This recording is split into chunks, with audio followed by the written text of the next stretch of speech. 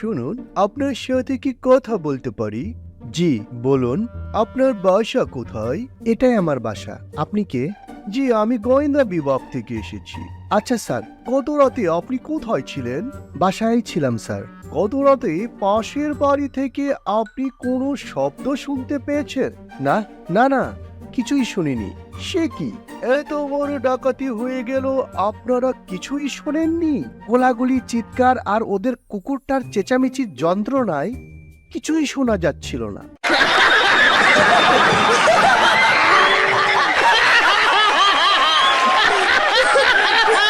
আমাদের চ্যানেলকে সাবস্ক্রাইব করুন এবং লাইক ও কমেন্ট করে আমাদের কাজের ভুল ধরিয়ে দিন, যাতে আমরা আরও আগ্রহী ও সতর্ক হয়ে কাজ করি। ধন্যবাদ সকলকে।